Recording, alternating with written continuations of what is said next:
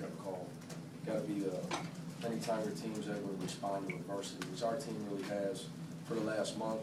You got to be proud of them. I was proud of a lot of guys tonight. 2 guys carried us on offense, but our point guard gave us great leadership despite his foul trouble and didn't make a field goal.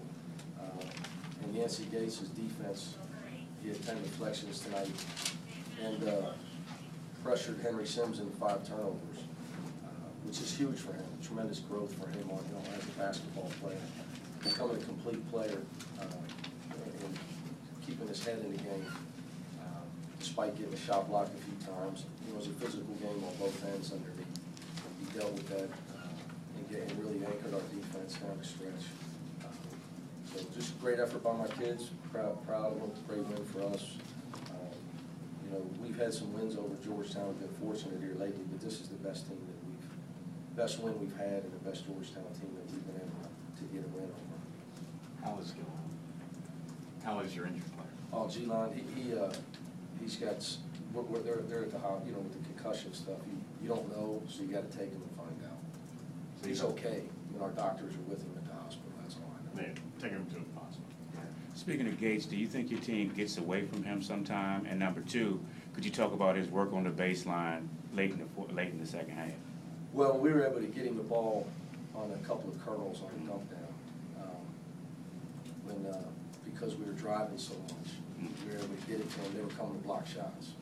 And that was out of a timeout. They had great execution by he and Sean Kirkpatrick on that play. And I told him, you better go strong now. I mean, this is a man's game. You got to go strong. You can't look to just go on up there and hope the refs are going to bail you out. Really our offense, we were stagnant trying to feature him early in the year, pounding the ball inside. Teams were all over him. And since we've opened it up, we've been just a much better team. But I still think we're finding ourselves because there's times where we need to go to. But tonight, he's still not back in all the way into his playing shape. And, he spent so much energy tonight. I asked him to be the key to the defense with Sims because, you look at their stats. I mean, he's got 58 assists or something. It's crazy. I mean, I don't know if they've had that since there's Greg McGrow probably when he was here. So trying to deny Sims the ball, trying to pressure him, trying to get our deflection total up to try to disrupt their offense because they're going to shoot a high percentage. So you better get some turnovers because if you don't, they're going to call it. They do it to everybody.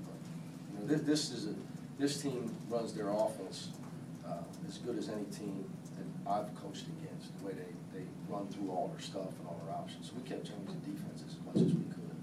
I don't know if any of them were working until late, and I don't know if that's maybe because they got a little tired, to be honest with you. Speaking of defense, what did you do to Hollis Thompson? He had finished with 14 points. Yeah, I wasn't real happy, as you can imagine, at halftime. Yeah. He was 4 for 4.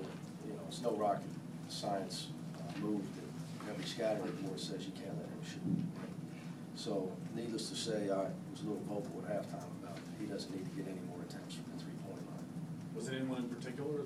Sean Kilpatrick was on him the most. And that's where he's really evolving into an all-around player. He's scoring on one end, and he's doing a great job on Hollis Thompson. We let him shoot one to start, and then in the press we lost him twice. The bank shot's the bank shot, but we lost him twice and just let him shoot. You can't let him shoot.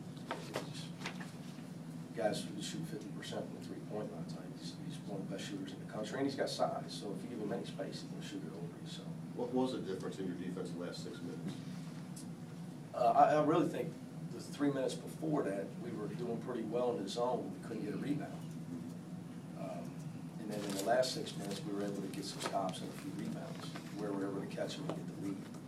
That was a big part of it. The stopping and the rebound was key. I don't know, in that stretch where they had some offensive rebounds against us. And then we had some dumb fouls. Once we stopped with the dumb, we found 2 jump shooters on the elbow, taking 15, 17 footers, just whacked them on the lawn. Just bad fouls. And then we didn't get a few rebounds. Once we got solid and tried to take a couple of things away that they were running, and I think that we got them in some late clock situations, which is not their strength. Their strength is to get their flow going.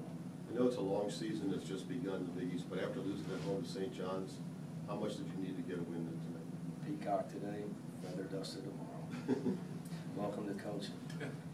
It's you know, everybody needs a win. You don't think they needed a win, they just lost. Well, let me ask you this, you talked about your players showing you their character during their 7-game winning streak, did they show some more tonight? Much more tonight, yeah, much more tonight. You know, there's no question about it.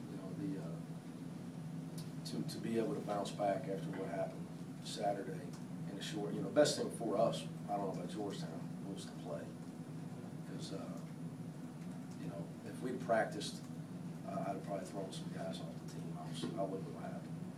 How much of Gates starting was the fact that he worked his way back in shape, or that you needed a Just boost strategy. after? You know, I'll start different lineups the rest of the year. You know, we have about, we probably, you know, Justin Jackson's a starter. He didn't start tonight. Jaquan Parker's a starter. You know, I think if Shek Mudge wasn't playing on one ankle, which he's got that bad high ankle, you know, we probably have 7 guys who could start on our team. So really for us right now, it's a matter of strategy. What was your scouting report on Nate Lubick, and how do you think he played today? Well, he always rebounds. I don't know, you know, how many he ended up with, but he always, you know, he has 8 and 8. You know, we lost him a few times, but that's because some of his rebounds were because they were 2-on-1, because with their offense, they make your 5-man help.